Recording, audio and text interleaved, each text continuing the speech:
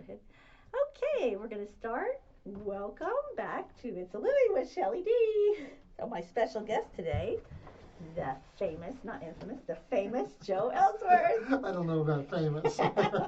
Well, your reputation precedes you. That's what I like to say. Because you've been very successful in this area for quite a while. And you have a very interesting story. So I know from your past, like you started your business basically when you were a kid. Well, it was a long time ago. Yeah. I will say that I had an idea, actually, while I was still a college student, had an idea about a company I would like to start and sort of envisioned it there. But coming out of college, I didn't have any money. I didn't have, a lot of business contacts. Yeah. I didn't have too much common sense. And so I took some other jobs for a while, for a few years, just to kind of try to save up some money and kind of network within the community. So I did that for a few years with other positions in the community.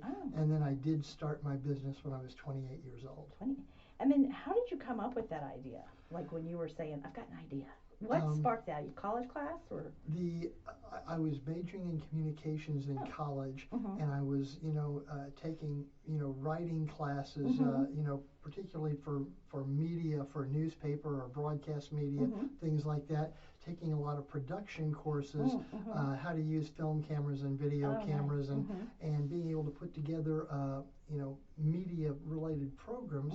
And honestly, what I thought I would do when I was in college was that I would probably end up working for a newspaper or being a reporter for a TV station or something like that. Well, during my senior year, I did an internship with a television station and got a chance to have an inside look about what being a reporter, a local television station reporter was like, and I didn't like it at all. Really? I thought, oh my gosh, I've got my whole degree pushing me in this direction, and now the area, the things I'm prepared to be able to do with it, I don't want to do.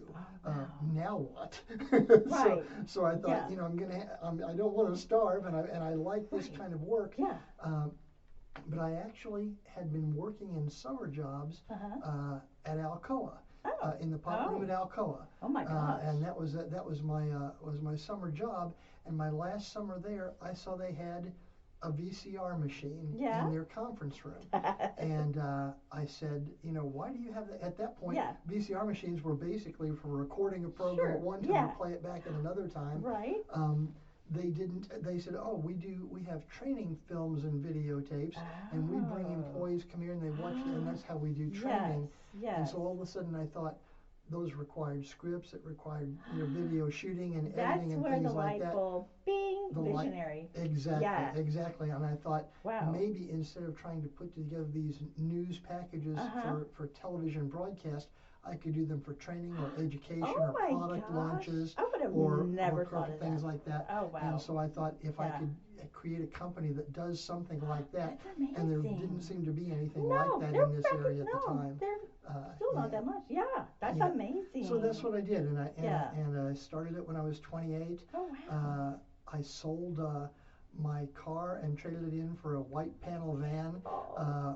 Took the savings that I had and bought video equipment and cameras and editing equipment and lights. And I started doing that. And actually, Alcoa was one of the first companies I called on, saying, could I possibly do any of this work for you? Start. It That's was amazing. And they hired me to do some things, and that kind of got it started. And the company just expanded its services over the years and broadened our client range, and I did that for the next 30 years of my life. Wow. Good. And the company that you started was Rainbow Communications. It was Rainbow Communications. You didn't know if you're not from this area. Yes. I was the principal of Rainbow for 22 years. Wow. At 22 years in, we met another individual that had another communications-related firm here in the Evansville area, and that company's name was Firehouse. And Ron Bonger was the owner of that company. He and I met. We really hit it off. We decided that we could be better together than we were as two individual companies. That's so wonderful because you didn't look at that competitor. You said, let's join forces. Yeah. That's so great. And so we took the fire from Firehouse and the rain from Rainbow, and we merged and called it Fire and Rain. Fire and Rain. Those two. So. That's awesome. The Monopoly. Yeah. And what I've heard is it took you all over the world too. Your clients. It did. We had clients. It's not like we had a list of international clients, but we did work for international companies that were based here in the U.S. That had holdings or did business around the world, and so sometimes they would send us to different places to do work for them, or we did a lot of product launches that were very media intensive, and sometimes they would launch those products in other countries, and things like that, and so we would go to those places and do that kind of thing. That is crazy. Did you ever feel like, what am I doing? I'm getting over my head. Did you? About 3 times a week. But you had the ability. You did it. You weren't scared. That leads me to another point. You seem okay. There's 3 words I want to describe you. What are the 3 words? I had it written down because I know a little bit of your story. It was, creative, curious, and gutsy. Well, I am a curious person.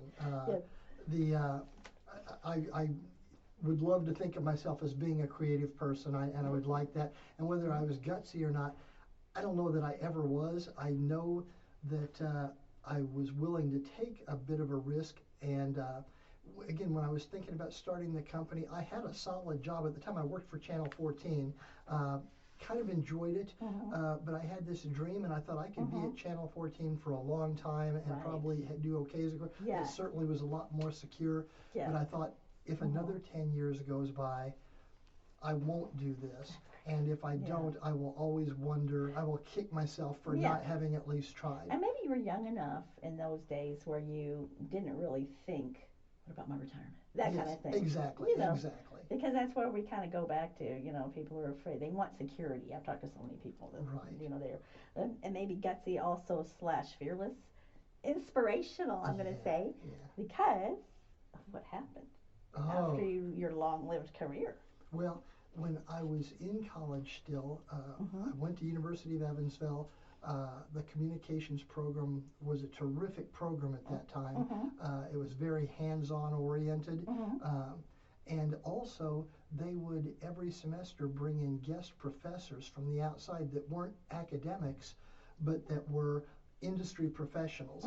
They brought in directors, film directors from Hollywood. They brought in war correspondents from journalism, things like that, and had these people who weren't professors teach you things about what it was like in the real world. And I wondered at the time, I said, if I ever get to the position that I'm financially able to retire, I would love in retirement to be able to come back and do that and work with college students at that time, just the way that happened for me. And so I did have to, after selling my interest in Fire and Rain about 12 years ago, I was able to do that, and so I've been able to be a guest professor at 3 different universities since that time. Do they pay you to be a guest professor? Pardon? Do they pay you for that, or is that? They do. It's usually I get paid for it. It's not a ton of money, but you don't do it for the money. But but that's scary because it's like you just go to different universities and you don't know much about the universities. You do, but they just tell you what you're gonna. No, I mean they wanted me to specifically do things that were part of my background. So it wasn't like they gave me a topic and said, here, go lecture on it. And you ever think you're going to be a college professor?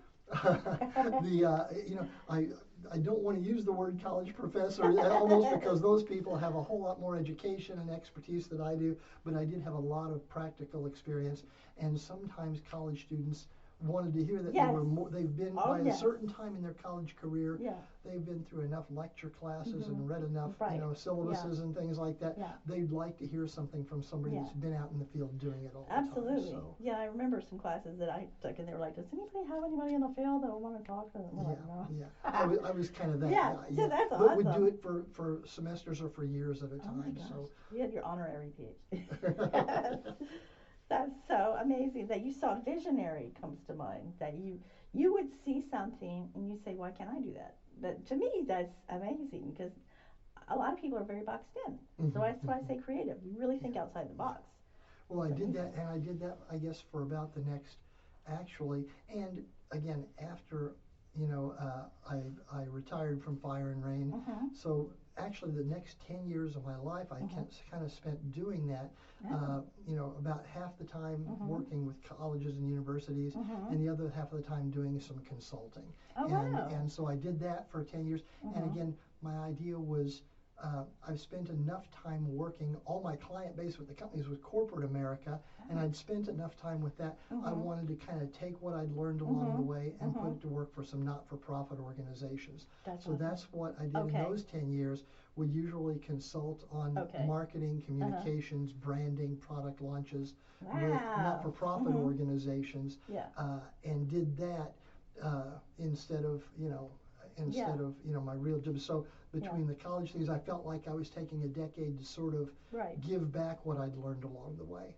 That's awesome. Where did you get that to feel like you wanted to give back? Well, I think it was not so much the feeling of wanting to give back. I just know that when I was however old you are when you're a college senior, 21 or 22, I realized how much that helped me to work with those industry professionals. And I thought if I could ever light a spark in a college student, the way those people had lit a spark within me, that would be a wonderful thing to be able to do. So I spent some time doing that. But then, like I said, as you know, as we talked before, at the end of 2020, I told all my consulting clients and the universities I was working with, I said, at the end of 2020, I am done, because I'm not going to be doing anything, because I've got something else I want to do at that time. How did you find, what was brewing in your head at that point?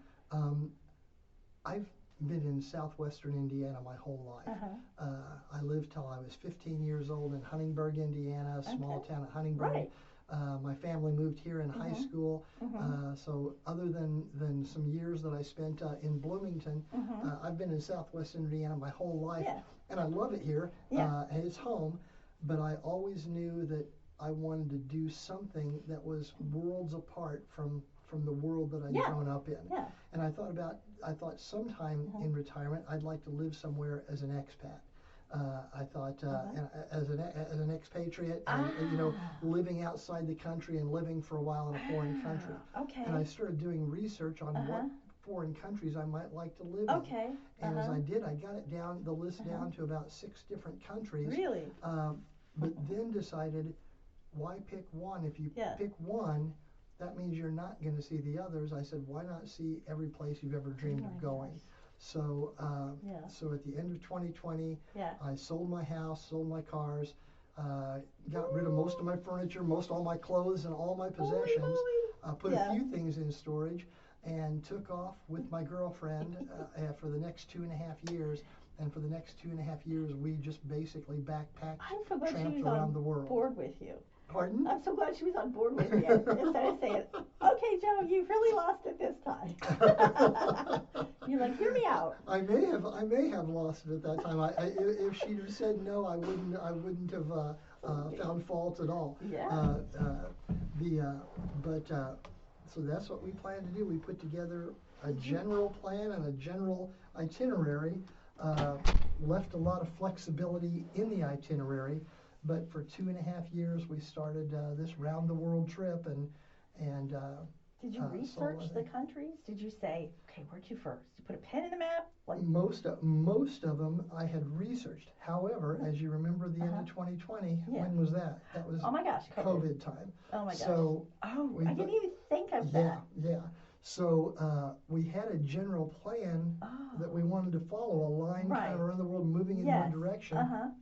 But as we traveled, a number of countries closed their borders due to COVID, and so we might be in some place and thought, okay, well, we know we're supposed to go to. We were in Uganda.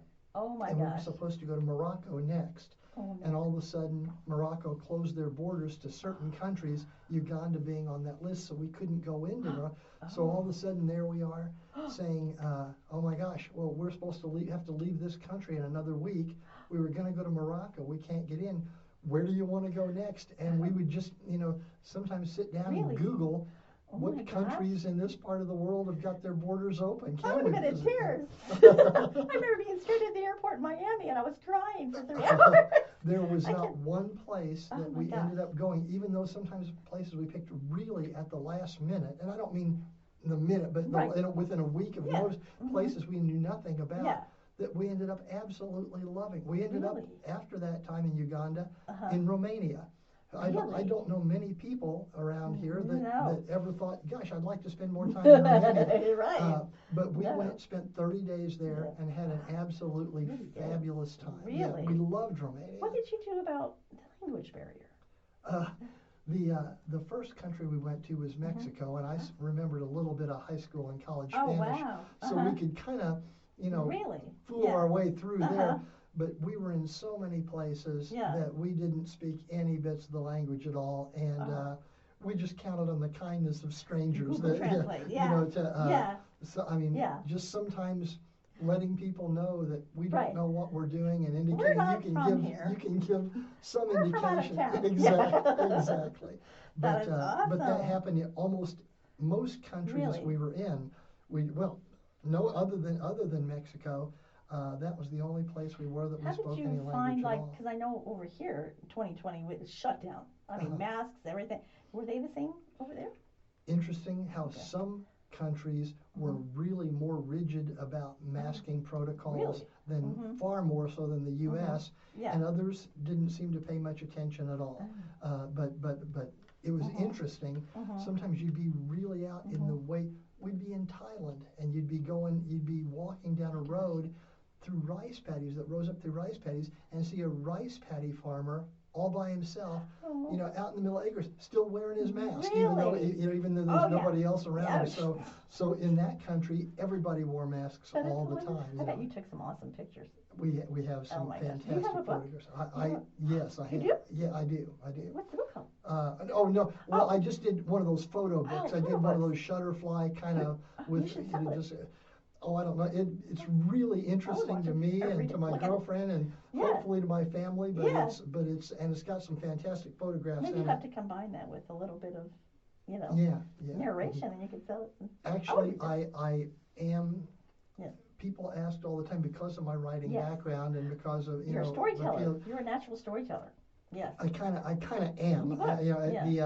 They said, "Are you doing this to write a book?" And that was not my intention. However, since I've been back, I feel the need almost to keep telling these people stories. Love it. And I have started writing a book. It's kind of a travel memoir a little bit. Perfect. And then, are you going to go travel again? Yes. Yeah.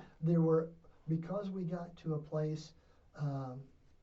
Again, we had a whole a number of places we were planning on going that we got turned back. We were in Thailand and were there for 60 days. Oh, wow. The next country we were supposed to go to was Vietnam for a month, followed by Indonesia, followed by Australia.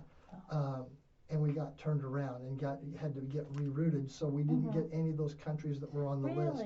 So in 2025, we are going to go back and pick up some of those countries we have not seen yet. We're going to go to Vietnam, Cambodia, a couple of places in Indonesia, Australia, and hopefully add New Zealand onto that too. Did you get any food poisoning?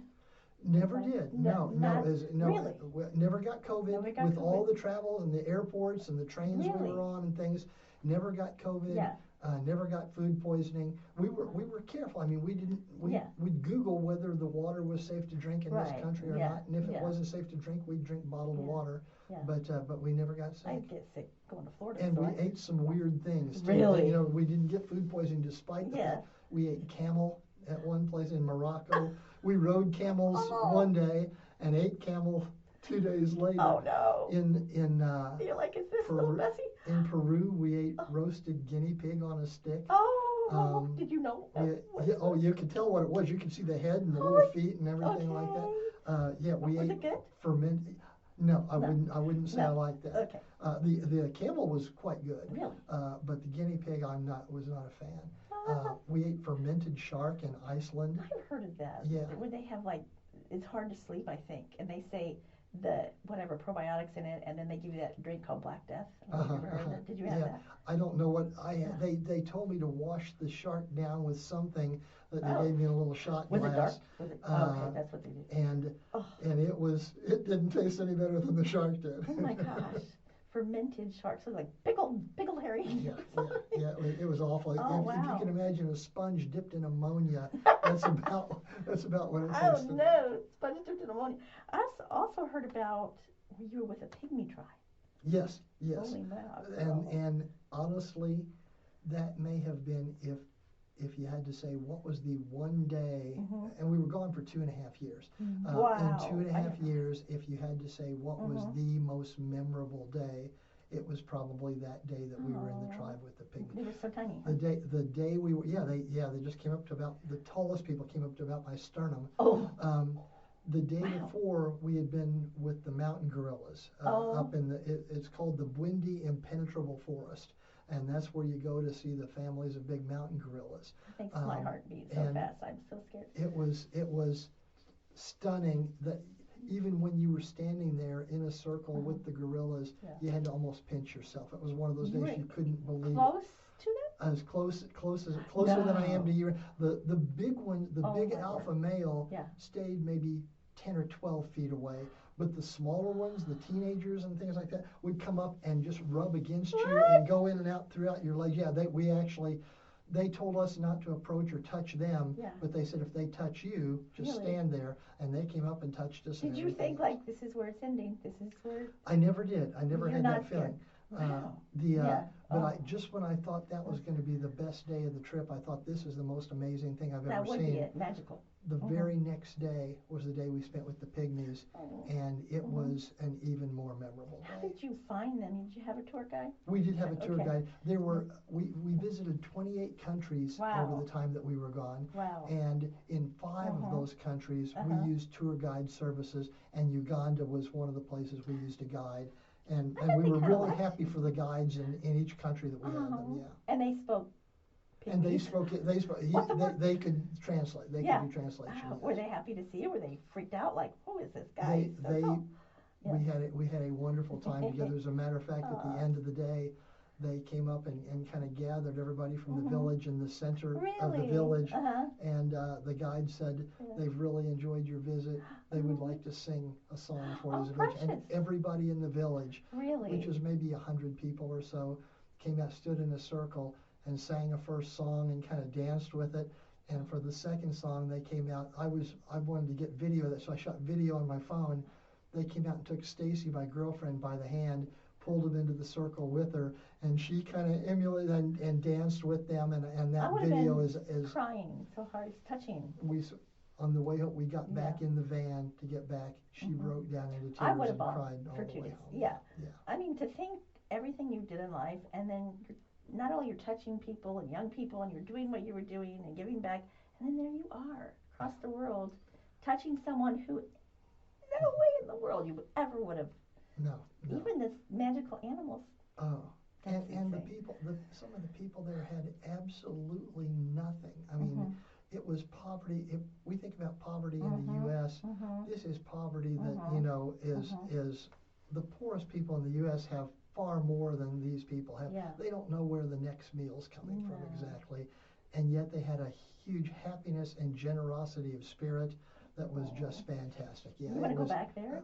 I would love to go back. I would go, there's actually not a place that we went in the 2.5 years that I wouldn't love to go back to. Yeah, that was a special place. That's just so awesome. That's so fun to go to. And so after that, when you came, you did 2.5 years. That's a long time. Yeah, that's a long time. Stacy was, by the time the 2.5 years came, she'd been living out of a suitcase for 2.5 years, and she was ready to settle back down. Yeah. She's like, we're over. No. I would have kept going, but I think she was really ready to nest again. Yeah. And when we finally got home, I mean, she looked at a closet and a dresser, and just her eyes lit up like she thought. She was so happy to be able to put her things in one closet. I was wondering about that. Like even people that spend less time in that, they come back a little bit in culture shock. Did you feel a little smack in the face? First of all, you kind of missed the whole COVID shutdown here, and then you came back and you're like, oof, like What are we doing? I did. There was a culture. It took me a while after I got back to kind of settle back in. Yeah. Again, yes. You're like, I don't want to be here. I want to go. Put my traveling shoes on. That is so fun. So you're planning on this year. Yes. You're going to go again. That's so exciting. And then how long do you think you're going to go for? No, we won't do another 2.5 year trip of things. This will be in 3 or 4 months. Oh, okay. Yeah. Spurts of hitting this one. Mm-hmm. Which countries are you thinking about? Those ones we missed the first time around: Vietnam, Cambodia. Okay. We're going to go to Bali in Indonesia. Yeah. We're going to go to Australia, the outback of Australia. Oh, and that kind of part of that section of the world. Yeah. And so I hope so much. And then so we'll feel at that point. When I started, I'd kind of hoped to get up to all 7 continents. By the time we do Australia, we'll have done 6, and the only place we haven't gotten to will have been Antarctica. And we looked into that, but that was going to be a little logistical struggle and things for us. So I don't know if I'll ever get to Antarctica. I can see it now. NASA's going to come for you. They're going to say, "Would you like to be a civilian of that? Would you do that?" No. Really? You wouldn't go to the No, I'm claustrophobic, so being in a little space capsule. Okay, cut that out. And you're not going to go to that down in the Titanic area either. No, I won't do that either. We'll stay in the open air. But we did have some incredible adventures. I mean, we just some incredible things that things that you've seen on Discovery Channel or National Geographic specials that we did just walking across the sand dunes at sunset of the Sahara Desert and being in Machu Picchu in Peru and things like that, and just things that you've just imagine seeing the Northern Lights in Iceland, just all those kinds of things that you kind of dream about. Yeah. That's what the idea was, to and think the all the things landmarks you dreamed about. You think about the people that were there before you. You meet the cultures now. Yeah. That's amazing. Like I could see you doing one of those shows, like the Bear, what's his face? Oh yeah, Bear Grylls. Yeah. And he's like, you had little weights on. But that's kind of, were you ever like a hiker or something? You just decided no. You were a city kid. Well. No, I've always been a hiker. I've been outdoorsy, natured and things like that. Yeah. So this was like, this made you feel like you were a 12-year-old kid out in the woods. You're living your dream. I'm waiting for the movie to come out. We swam in a river in Thailand with elephants and things like that. You could swim up when had elephants wrapping their trunks around your forearm and swimming in the river with them. It just things like that were beautiful. Swimming in waterfalls and just the things we saw were just if I never see anything interesting the rest of my life, I feel like I've seen more things at this point than most people ever get. And you did a smart thing. You said, you know what? I did my job. I worked my butt off and I made what I needed to make, and now it's time. You're not going to wait till you're 80 years old or whatever to retire and travel. You're like, now's the time. And you didn't even let go. It's time. Which is scary. I'm scared. I'm a baby. Now I feel like this. So I have a really pretty quote. I thought this maybe was fitting for you. The most beautiful things in life are not just things. They are people and places and memories and pictures. They are the feelings and moments and smiles and laughter. And I feel like the people and places for you. That's just. It was the people we expected, because both Stacy and I are outgoing and kind of chatty people. We figured we'd meet people along the way. What we didn't realize was that we would make true friends along the way. And there are people that even now we are in touch with almost on a weekly or every couple of week basis from around the world. We get messages on Facebook and things like that from people all over the world. We were in the Cotswolds in England, and it was my birthday. And we got invited into somebody's home, and they'd cut out letters that said "Happy Birthday, Joe," and had a birthday dinner for me, and had a birthday dinner and party for me at someone's home. We've stayed in touch with them and people. There are places, countries all over the world that we hear from them on a regular basis, that we feel like we made true friends. Oh, that's great. And you can go over and see them again, or travel. That's amazing. That's your next chapter. With more travel. And I know you've done some things too. Just recently you did Change Lab. Yes. I heard about that. Well, and those Change Labs I was actually doing that at University of Evansville before we left on the trip. And I've worked with it since I've been back some too.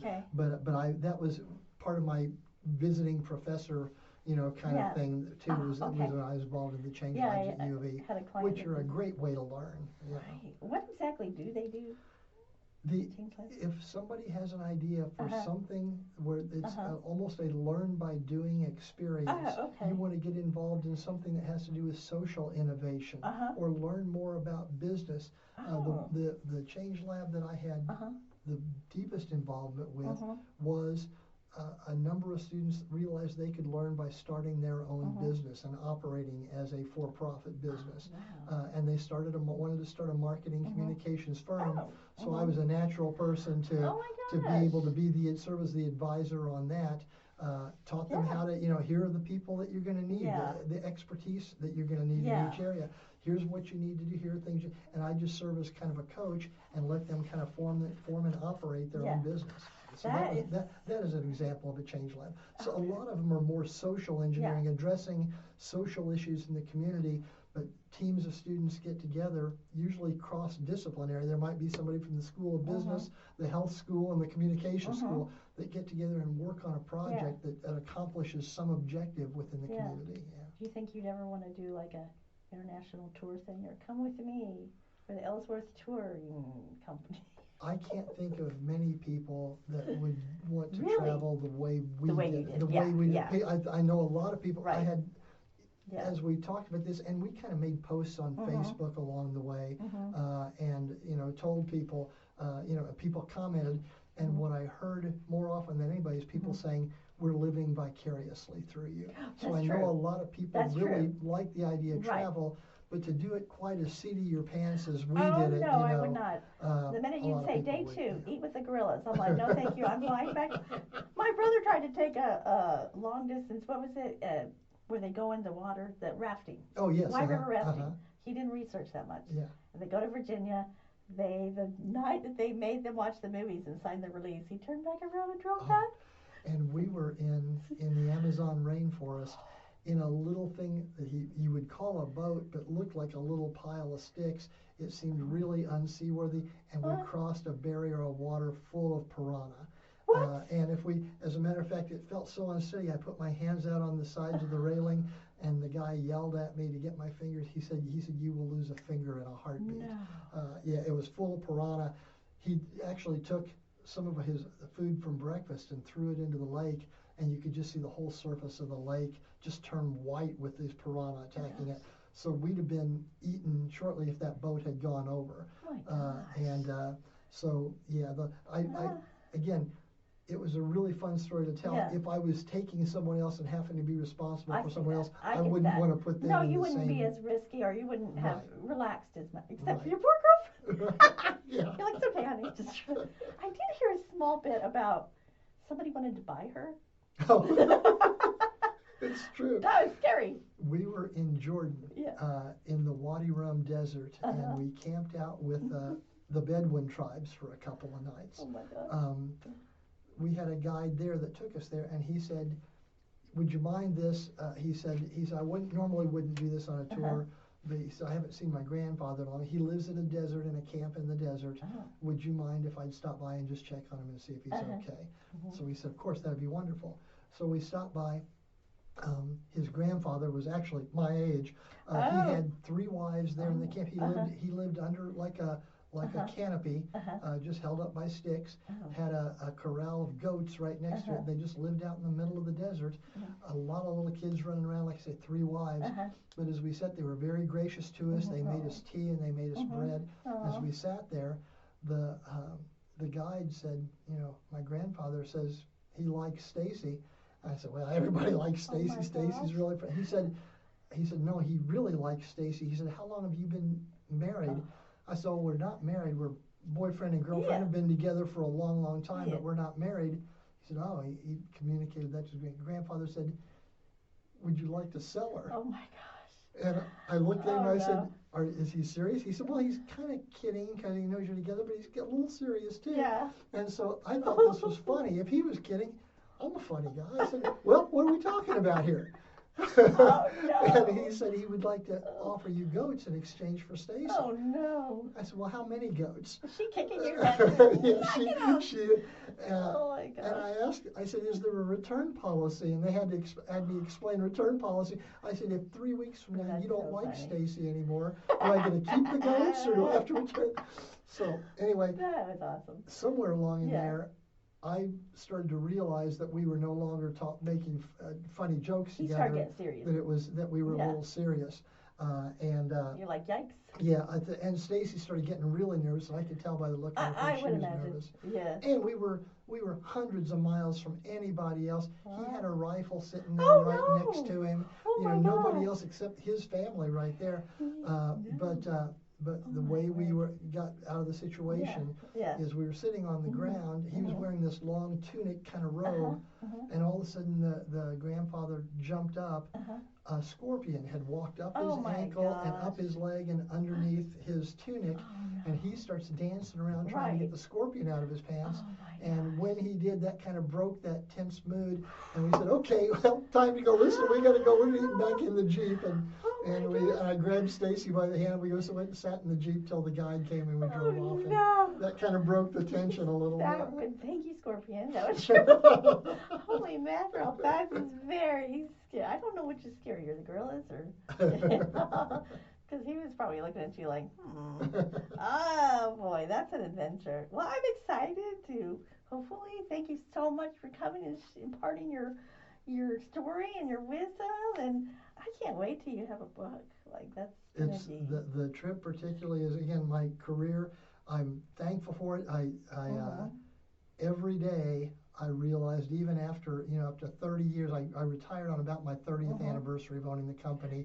But every day for all those years, I drove too fast to get to work. I probably speeded on the way to work because I was excited about it every day. Really? I was happy to be able to walk away and retire when I did. Yeah. But I loved my career.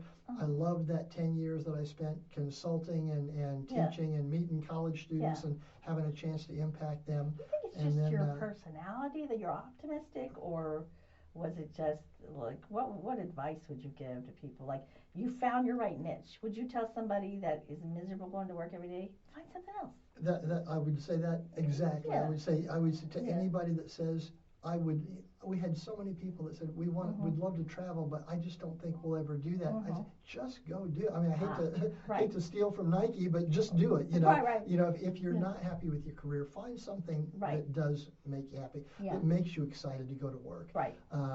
If you think you can help some way, don't just say, gosh, I'd like to be able to give back. Go out and do it. And if you want to travel, go out and travel. Well, and it kind of is a recurring theme with you that not only that you get something, but you give it back too. Well, and the more you get, the more you give. And I don't feel like you can ever get enough when you keep giving it back. Sure.